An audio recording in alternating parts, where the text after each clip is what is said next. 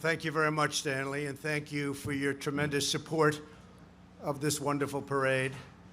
Today, we come together as one nation to salute the veterans of the United States Armed Forces, the greatest warriors to ever walk the face of the earth. Our veterans risked everything for us. Now it is our duty to serve and protect them every single day of our lives. It is truly an honor to come back to New York City, right here at Madison Square Park, to be the first president ever to attend America's parade.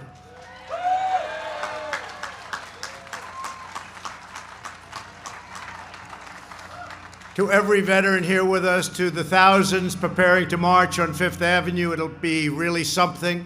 And to the 18 million veterans across our country, the First Lady and I have come to express the everlasting love and loyalty of 327 million Americans.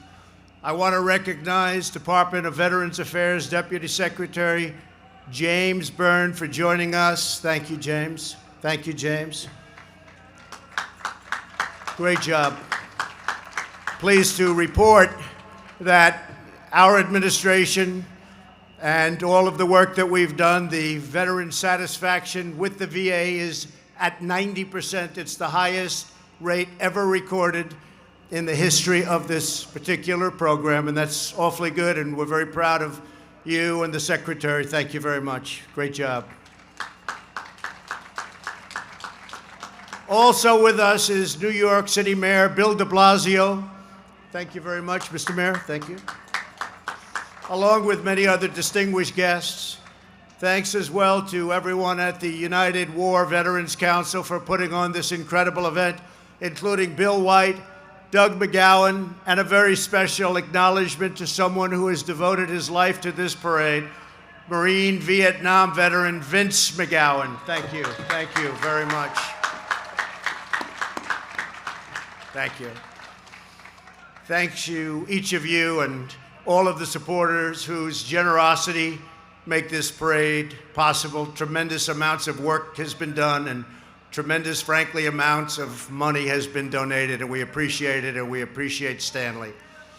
We're very glad to be joined as well by the Honorary Grand Marshal of the parade, Marine Corps Commandant General David Berger, and the Sergeant Major of the Marine Corps, Troy Black. Thank you very much. Thank you. Thank you very much. Let us also show our profound appreciation to the 2019 Grand Marshals of the parade who have served in World War II, Korea, Vietnam, the Gulf War, and Iraq. This morning, as more than 30,000 patriotic Americans line the streets of Manhattan, we carry on a noble tradition that began 1 century ago. In 1919, the people of this city filled block after block to welcome home General Pershing and his 25,000 American soldiers after victory in World War I. Just a few years before, many of those soldiers had boarded ships not far from here at Hoboken Port. More than 4 million Americans fought in the Great War, and more than 116,000 made the ultimate sacrifice. At the 11th hour of the 11th day of the 11th month in 1918, the armistice was declared. The war had come to an end, and the Allies achieved a great, great victory. Every year since, on November 11th, we have shared our nation's deepest praise and gratitude to every citizen who has worn the uniform of the American Army, Navy, Air Force, Coast Guard, and Marines. We are profoundly moved to have with us veterans of World War II, including one of the Grand Marshals, Woody Williams. Thank you. Thank you, Woody. Thank you very much, Woody. To each veteran of the war, the glory of your deeds will only grow greater with time. This city is graced by your presence. This nation is forever in your debt, and we thank you all. We're also pleased to be joined by veterans of the Korean War, the Vietnam War, the Gulf War, and the War on Terror. You are the reason our hearts swell with pride, our foes tremble with fear, and our nation thrives in freedom. Would you please stand so that we can honor your heroic service, please?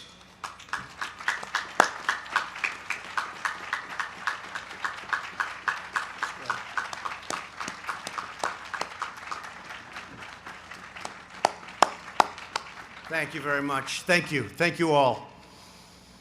Each year, this parade highlights one branch of our military. This year, we honor the elite masters of air, land, and sea, the legendary Leathernecks, the feared Devil Dogs, the first to flight, the United States Marines. Let's hear it. That's great.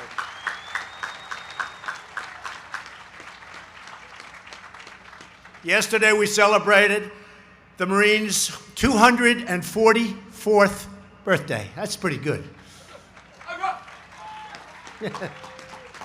The few and the proud are always faithful, and they always win. I also want to thank the Marine Corps Law Enforcement Foundation, which provides scholarships to children of our fallen heroes. To every Gold Star family, we will stand by your side forever. It is very fitting that the Veterans Day Parade begin right here in New York City. Since the earliest days of our nation, New York has exemplified the American spirit and has been at the heart of our nation's story of daring and defiance. On July 2nd, 1776, the British Armada sailed into New York Harbor, numbering more than 400 ships and carrying more than 30,000 men. The British came here to snuff out what they thought was just a minor American revolution. Didn't turn out to be that way. But the Redcoats did know. What they did know was they were going to have a problem, but they didn't know that New York would meet them with the fearsome power of American patriots. In World War I, New York regiments like Harlem Hellfighters, the Lost Battalion, and the Fighting 69th were revered all over the globe.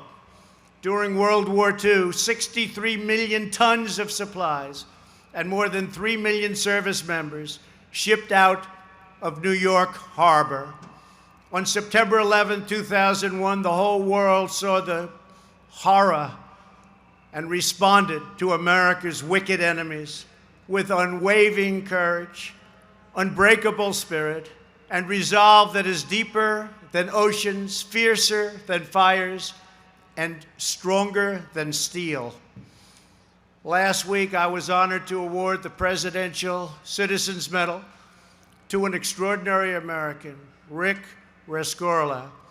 Rick enlisted in the Army at the recruiting center in Times Square, became a great war hero in Vietnam, and then became head of security at Morgan Stanley in the World Trade Center.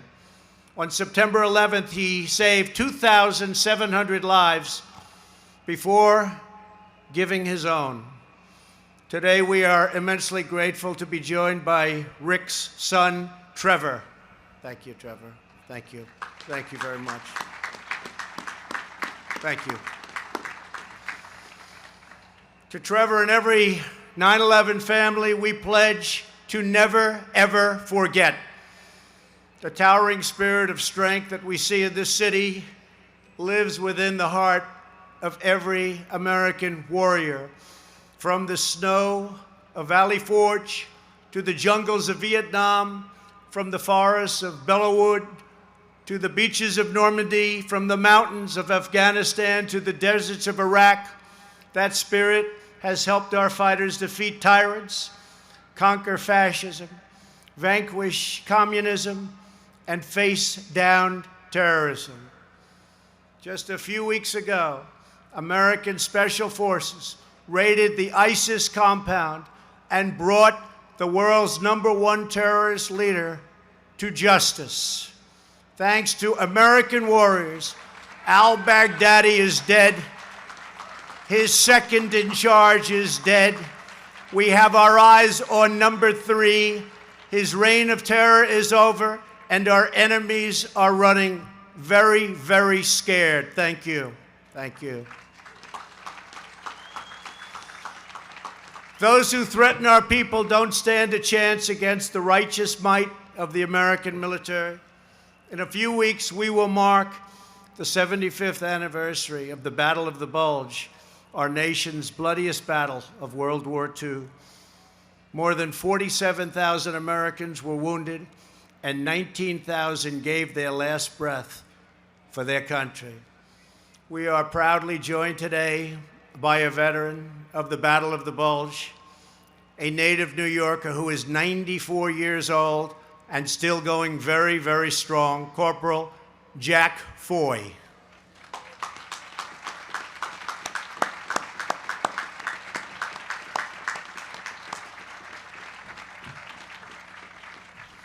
You look good, Jack. You look good. Jack enlisted in the Army right out of high school. He fought through brutal months of the campaign in northern France. On Christmas Eve, after marching nearly 100 miles in the snow and sub-zero temperatures, he arrived outside the town of Bastogne in Belgium. For 2 weeks, Jack fought under ceaseless artillery fire and helped push the enemy back from a critical road.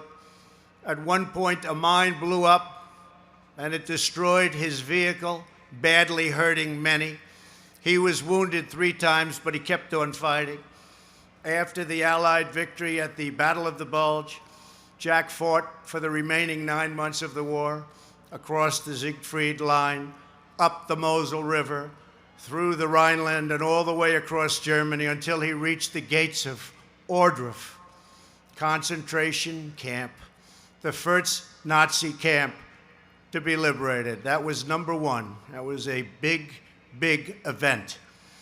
As Jack has said about the Battle of the Bulge, when the chips were down and the situation was desperate, the American soldiers stood up to be counted. For a brief moment in history, these men held our nation's destiny in their hands. We did not fail. Thank you very much, Jack. Great. And Corporal Foy, we will forever be proud of what you and your fellow soldiers achieved for all of humanity. Also here with us today is Lauren Matthews, the granddaughter of a Battle of the Bulge veteran who has since passed away. His name was Master Sergeant Roddy Edmonds. Like so many of our veterans, Roddy never talked about the war. Lauren never knew her grandfather's story until she embarked upon a school project about 10 years ago. Roddy was in the 422nd Regiment, which was overwhelmed when the Nazis launched their surprise assault. He and his men fought for 3 treacherous days before being taken as prisoners of war. After they arrived at a prison camp, the German commander sent an order over the loudspeaker. The Jewish American soldiers were all told to step out of line during roll call the next day. Knowing the terrible fate that would come to his Jewish comrades, Roddy immediately said, "We're not doing that." He sent orders to have every American step out of line with their Jewish brothers in arms. The next morning, 1,292 Americans stepped forward. The German commander stormed over to Roddy and said, "They cannot all be Jews." Roddy stared right back. He said, "We are all Jews here." At that point, the German put a gun to Roddy's head and demanded, "You will order the Jews to step forward immediately, or I will shoot you right now through the head." Roddy responded, "Major, you can shoot me, but you'll have to kill us all." Something.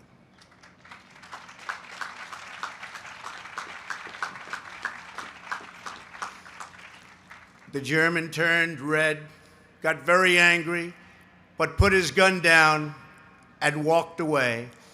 Master Sergeant Edmonds saved 200 Jewish Americans, soldiers that day, so proud to be Jewish and so proud of our country. Lauren, thank you for being here today as we remember your grandfather's unbelievable and exceptional valor. Lauren, please stand up. Thank you very much.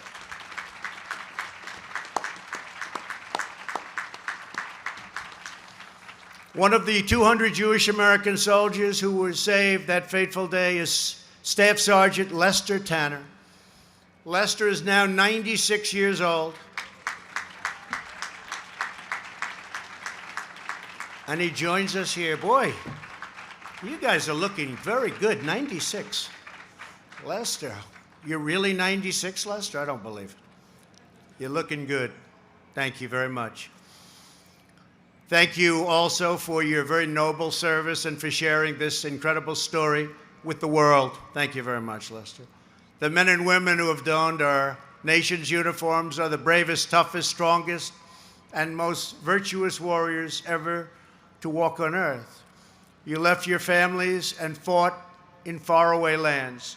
You came face to face with evil, and you did not back down. You returned home from war, and you never forgot your friends who didn't return, including prisoners of war and those missing in action. Every day you think of them and pray for them, but your greatest tribute of all is the way you lived your lives in the years since. You raised your families, you endured the wounds of war, and you endured the pains of that memory. Yet, you keep going, you keep serving, you keep giving, and you keep loving. You volunteer at your local veterans post, and you keep in touch with your battle comrades. You support our Gold Star families. You take care of our wounded warriors, and you stand alongside of our service members when they return from war. On Veterans Day, our nation rededicates itself to our most solemn duty. While we can never repay our warriors for their boundless service and sacrifice, we must uphold with supreme vigilance our sacred obligation to care for those who have borne the battle. In just a minute, we will have a moment of silence, and we will lay a wreath at the Eternal Light Monument.